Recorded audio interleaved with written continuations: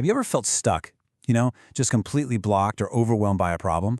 Well, what if I told you that the very thing standing in your way is the path forward?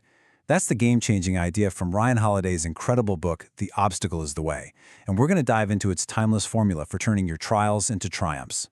And this idea, it's not new. It comes from the Roman emperor and Stoic philosopher Marcus Aurelius, almost 2,000 years ago.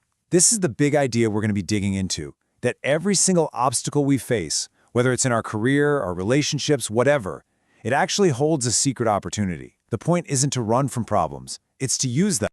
So the book takes this ancient wisdom and really brings it into the real world. It shows us how some of the most successful people in history, we're talking everyone from the industrialist John D. Rockefeller to a visionary like Steve Jobs, used this exact same formula to turn what looked like impossible challenges into their greatest victories. It's a proven recipe for resilience.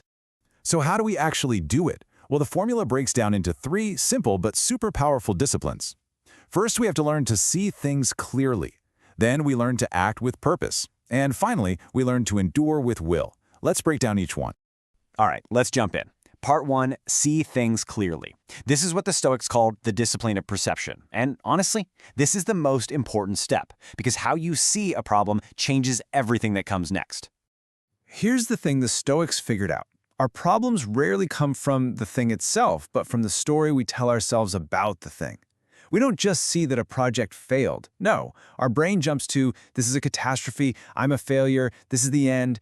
We add this whole layer of negative drama that just clouds our judgment and stops us from finding a way out. And this slide just nails the difference. There was this legendary samurai, Miyamoto Musashi, who talked about the observing eye versus the perceiving eye. The observing eye just sees reality for what it is. This happened, period. But the perceiving eye, oh, that's the drama queen. It piles on fear and judgment and stories. This is bad and it's all going to fall apart. Our job is to train that calm, objective, observing eye.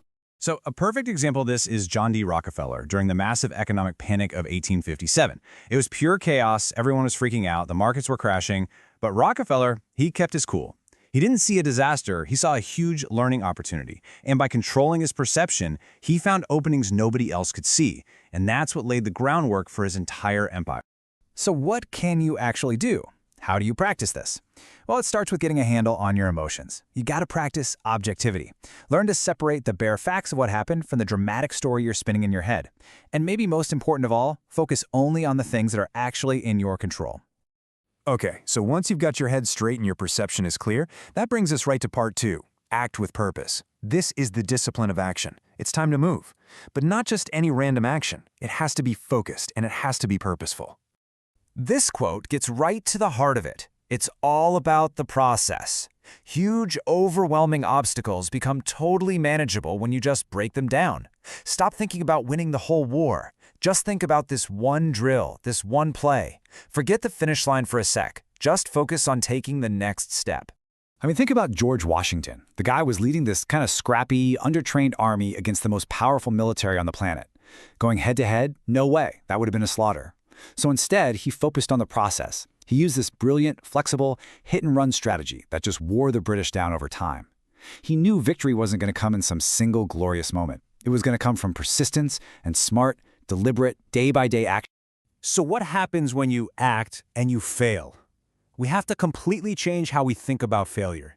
It's not the enemy of success, it's part of the process. Every single failure is just feedback. It's the universe telling you, nope, not that way. Try something else. Action and failure, they're basically a team. So to really act with purpose, here's the playbook. Focus on the process, not the final outcome. Just get started, and then you can adjust and improve as you go. Be pragmatic, be flexible in how you do things, just like Washington. And most importantly, treat every single failure as a lesson, not a life sentence. And that leads us to the final piece of the puzzle, our last discipline, part 3, endure with will. This is all about that inner strength, that grit that we have to call on when we're facing things that are completely out of our control. It's our ultimate safety net. Okay, I want you to just imagine this for a second.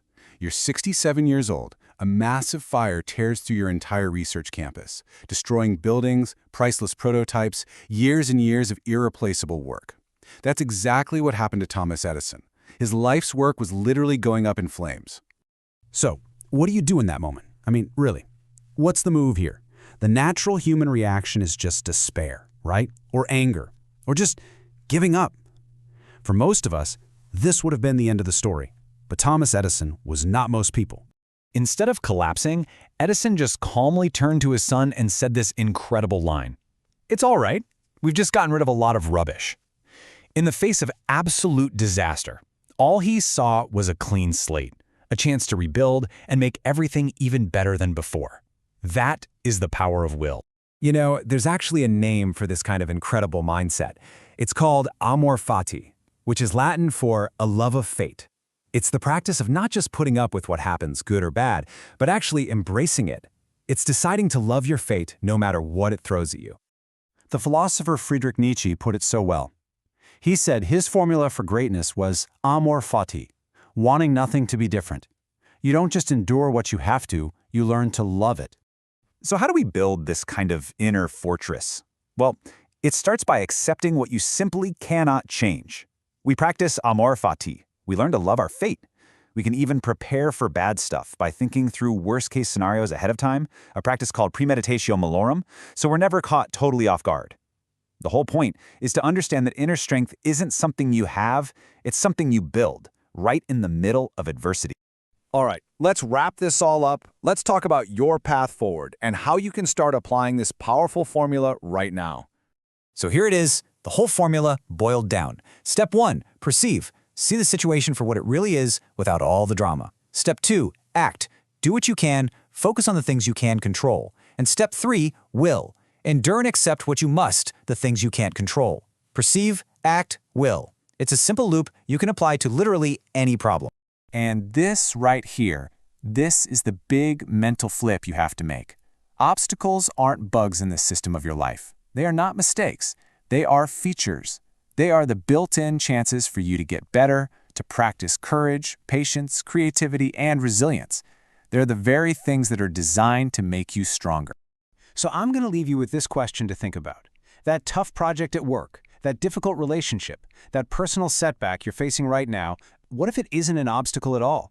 What if it is the way? Subscribe now for more book summaries.